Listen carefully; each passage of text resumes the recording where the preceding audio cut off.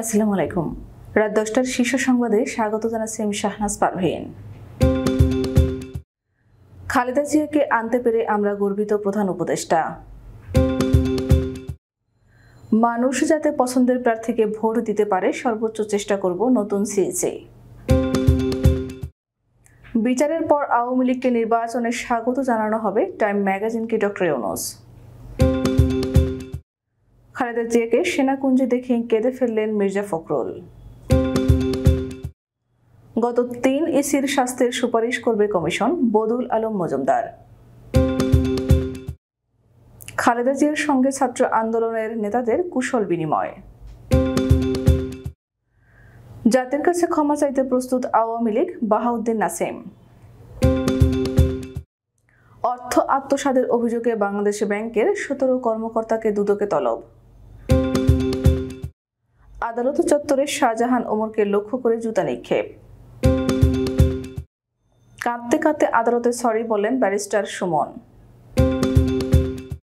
24 ঘন্টায় ডেঙ্গুতে আরও 9 মৃত্যু, হাসপাতালে ভর্তি 1214। শিখ নেতা নির্ঝর হত্যার ষড়যন্ত্র সম্পর্কে মোদি জানতেন, কানাডা গণমাধ্যম। মোদি আদানি দুজনই দুর্নীতিগ্রস্ত, রাহুল গান্ধী। শুনছিলেন শিরোনাম, এবার বিস্তারিত। সশস্ত্র বাহিনী দিবসের সংবর্ধনা অনুষ্ঠানে বিএনপি চেয়ারপারসন বেগম খালেদা জিয়ার অংশ নেওয়ার বিষয়ে অন্তর্বর্তীকালীন সরকারের প্রধান উপদেষ্টা ডক্টর মোহাম্মদ ইউনূস বলেছেন, খালেদা জিয়াকে আনতে পেরে আমরা গর্বিত। বৃহস্পতিবার বিকালে ঢাকা সেনানিবাসের সেনাকুঞ্জে সশস্ত্র বাহিনী দিবস 2024 উপলক্ষে আয়োজিত সংবর্ধনা অনুষ্ঠানে দেওয়া বক্তব্যে তিনি একথা বলেন। ডক্টর ইউনূস বলেন, শহীদ রাষ্ট্রপতি জিয়াউর রহমানের স্ত্রী বেগম খালেদা জিয়া এখানে এসেছেন, এক যুগ তিনি আসার সুযোগ পাননি। আমরা গর্বিত এই সুযোগ দিতে পেরে। দীর্ঘদিনের অসুস্থতা সত্ত্বেও বিশেষ দিনে সবার সঙ্গে শরীক হওয়ার জন্য আপনাকে আবারও ধন্যবাদ। আপনার আশু রোগ মুক্তি কামনা করছে। নবনিযুক্ত প্রধান নির্বাচন কমিশনার এএমএম নাসির উদ্দিন গণমাধ্যমকে বলেছেন, মানুষ যাতে নিজের পছন্দের প্রার্থীকে ভোট দিতে পারে সেটা নিশ্চিত করতে সব চ্যালেঞ্জ মোকাবিলায় সর্বোচ্চ চেষ্টা থাকবে। সুষ্ঠু, অবাধ ও নিরপেক্ষ নির্বাচন উপহার দেওয়ার জন্য সর্বোচ্চ চেষ্টা চালাবে। আজ বৃহস্পতিবার প্রধান নির্বাচন কমিশনার ও 4 কমিশনারকে নিয়োগের প্রজ্ঞাপন জারি করা হয়েছে। সদ্য নিয়োগ পাওয়া প্রধান নির্বাচন কমিশনার এক প্রশ্নের জবাবে বলেন, 2014 সাল থেকে মানুষ ভোট দিতে পারেনি।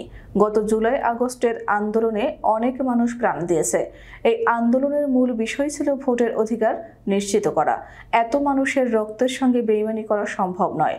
সেজন্য সর্বোচ্চ শক্তি দিয়ে ভোটের অধিকার নিশ্চিত করার চেষ্টা চালাবো। অন্তর্বর্তী সরকারের প্রধান উপদেষ্টা ডক্টর মোহাম্মদ ইউনূস টাইম ম্যাগাজিনকে দীর্ঘ এক সাক্ষাৎকার দিয়েছেন। এতে তিনি জুলাই আগস্টের গণ অভ্যুত্থানে নিহত ও আহতদের নিয়ে কথা বলার পাশাপাশি আওয়ামী লীগের নির্বাচনে ফেরা নিয়ে কথা বলেছেন। ডক্টর ইউনূস বলেন, আওয়ামী লীগকে নির্বাচনে প্রতিদ্বন্দ্বিতা করার জন্য স্বাগত জানানো হবে, তবে তার আগে জুলাই আগস্টে ছাত্র আন্দোলনে হতাহতের ঘটনায় জড়িত আওয়ামী লীগ ও তাদের সহযোগীদের প্রত্যেকের বিচার নিশ্চিত করা হবে।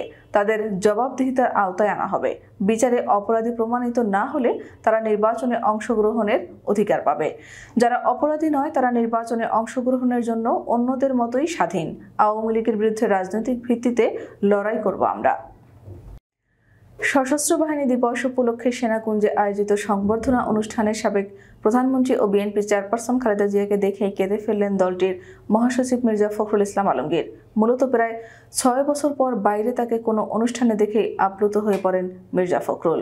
পরে তিনি সাংবাদিকদের বলেন, সেনাকুঞ্জে আয়োজিত সংবর্ধনা অনুষ্ঠানে সাবেক প্রধানমন্ত্রী ও বিএনপি চেয়ারপারসন খালেদা জিয়াকে যে সম্মান দিয়েছে তাতে গোটা জাতি আজ আনন্দিত। গত 3টি জাতীয় নির্বাচনের সংগঠিত অপরাধগুলো কিভাবে কমিশনগুলোর ওপর প্রযোজ্য হতে পারে তা নিয়ে পর্যালোচনা চলছে। তাদের শাস্তির ব্যাপারে সুপারিশ করবে সংস্কার কমিশন, এমনটা জানিয়েছেন নির্বাচন ব্যবস্থা সংস্কার কমিশনের প্রধান ডক্টর বদুল আলম মজুমদার। বৃহস্পতিবার সকালে রাজধানীর আগারগাঁওয়ে নির্বাচন ভবনে ধারাবাহিক সংলাপের অংশ হিসেবে সংবাদপত্রের সম্পাদকদের সাথে মতবিনিময়কালে তিনি একথা জানান। সাবেক প্রধানমন্ত্রী ও বিএনপির চেয়ারপারসন বেগম খালেদা জিয়ার সঙ্গে কুশল বিনিময় করেছে ছাত্র আন্দোলনের নেতারা। বৃহস্পতিবার সশস্ত্র বাহিনী দিবস উপলক্ষে ঢাকা সেনানিবাসের সেনাকুঞ্জে আয়োজিত সংবর্ধনা অনুষ্ঠানে যোগ দিয়ে এ কুশল বিনিময় করেন তারা। এ সময় ছাত্র আন্দোলনের নেতাদের মধ্যে উপস্থিত ছিলেন তথ্য ও সম্প্রচার মন্ত্রণালয়ের উপদেষ্টা নাহিদ ইসলাম, যুব ও ক্রীড়া উপদেষ্টা আসিফ মাহমুদ সজীব ভুঁইয়া এবং উপদেষ্টা মাহফুজ আলম। বিএনপি চেয়ারপারসন জুলাই আগস্টে ছাত্রদের অবদানের কথা স্মরণ করেন।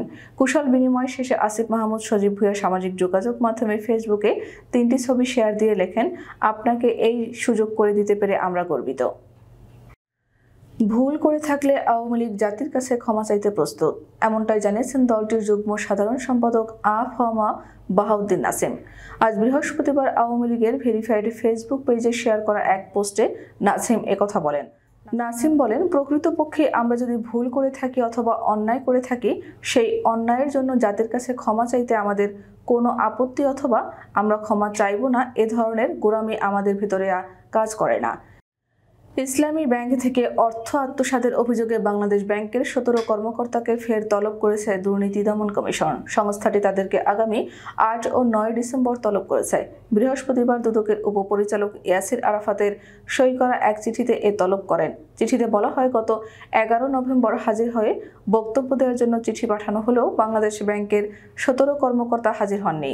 তাই দুদকের প্রধান কার্যালয়ে হাজির হয়ে লিখিত বক্তব্য দেওয়ার জন্য পুনরায় বিশেষভাবে অনুরোধ করা হলো।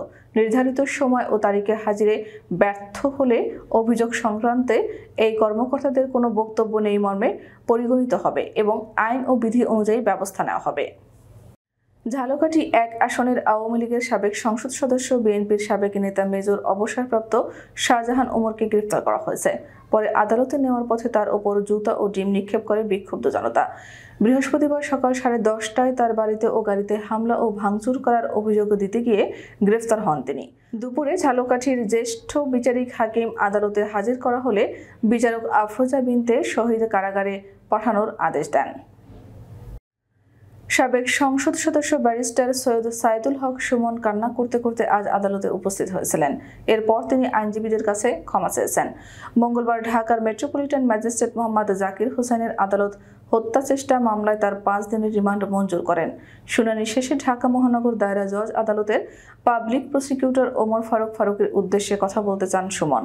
তবে ওমর ফারুক তাকে এড়িয়ে যান। এ সময় সুমন বলেন, আপনার সঙ্গে আলাদা করে কিছু বলবো না স্যার, আপনার মাধ্যমে সব আইনজীবীর কাছে দুঃখ প্রকাশ করছি, আমি খুব সরি স্যার। গত 24 ঘন্টায় ডেঙ্গু আক্রান্ত হয়ে আরও 9 জনের মৃত্যু হয়েছে। একই সময় সারা দেশে 1214 জন ডেঙ্গু আক্রান্ত হয়ে হাসপাতালে ভর্তি হয়েছেন। বৃহস্পতিবার স্বাস্থ্য অধিদপ্তরের হেলথ এমার্জেন্সি অপারেশন সেন্টার ও কন্ট্রোল রুম থেকে পাঠানো ডেঙ্গু বিষয়ক এক প্রেস বিজ্ঞপ্তিতে এ তথ্য জানানো হয়। চলতি বছরের 21 নভেম্বর পর্যন্ত মোট ডেঙ্গু আক্রান্ত হয়েছে 84,368 জন। এর মধ্যে 63.2% পুরুষ এবং 36.8% নারী রয়েছেন। গত 24 ঘন্টায় ডেঙ্গু আক্রান্ত হয়ে আরও 9 জনের মৃত্যু হয়েছে এবং চলতি বছরের এ যাবৎ ডেঙ্গুতে মোট মৃত্যু বরণ করেছেন 436 জন। শিখ খালিস্তান আন্দোলনের নেতা হরদীপ সিং নিজ্জর হত্যা এবং অন্যান্য সহিংস ষড়যন্ত্রের বিষয়ে ভারতের প্রধানমন্ত্রী নরেন্দ্র মোদী জানতেন বলে বিশ্বাস করে কানাডার নিরাপত্তা সংস্থাগুলো। কানাডায় নয়াদিল্লির বিদেশি হস্তক্ষেপ সংশ্লিষ্ট গোয়েন্দা মূল্যায়ন নিয়ে কাজ করা এক জ্যেষ্ঠ জাতীয় নিরাপত্তা কর্মকর্তা একথা বলেছেন। ওই কর্মকর্তা বলেন, কানাডা ও মার্কিন গোয়েন্দারা এই হত্যাকাণ্ডের ছক তৈরির সঙ্গে ভারতের স্বরাষ্ট্রমন্ত্রী অমিত শাহের যোগসূত্র পেয়েছে। সেই সঙ্গে এই তালিকায় রয়েছেন মোদীর বিশ্বস্ত জাতীয় নিরাপত্তা উপদেষ্টা অজিত দোভাল এবং পররাষ্ট্রমন্ত্রী জয়শঙ্করও। এই প্রথম কানাডায় বিদেশি হস্তক্ষেপ অভিযানে জয়শঙ্করকেও যুক্ত করা হলো। প্রতারণার মামলায় ভারতের আদানি গ্রুপের চেয়ারম্যান বিশ্বের অন্যতম শীর্ষ ধনী গৌতম আদানির বিরুদ্ধে অভিযোগ গঠন করেছে মার্কিন যুক্তরাষ্ট্রের একটি আদালত। এই ঘটনার পর আদানিকে অবিলম্বে গ্রেপ্তারের দাবি তুলেছেন কংগ্রেস নেতা রাহুল গান্ধী। বৃহস্পতিবার কংগ্রেস সদর দপ্তরে সংবাদ সম্মেলনে এই দাবি জানান তিনি।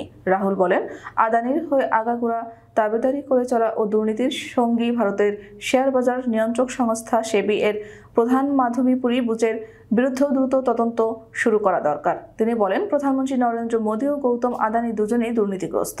এখনই আদানিকে গ্রেফতার করে জিজ্ঞাসাবাদ করা দরকার। কিন্তু আদানিকে গ্রেফতারের ক্ষমতা মোদীর নেই, কারণ তিনি নিজেই রয়েছেন আদানির নিয়ন্ত্রণে। আমাদের আগামীকাল দুপুর 2টার শীর্ষ সংবাদ দেখার আমন্ত্রণ জানিয়ে এখনকার মতো বিদায় নিচ্ছি। দর্শক, ভিডিওটি শেষ পর্যন্ত দেখার জন্য আপনাকে অসংখ্য ধন্যবাদ। নিত্য নতুন সংবাদ পেতে আমাদের ইউটিউব চ্যানেলটি সাবস্ক্রাইব করুন ও নিয়মিত নোটিফিকেশন পেতে বেল বাটনটি ক্লিক করুন এবং আমাদের ফেসবুক পেজটিতে লাইক করুন। এছাড়াও আমাদের ভিডিওতে লাইক দিয়ে শেয়ার করুন। আল্লাহ হাফেজ।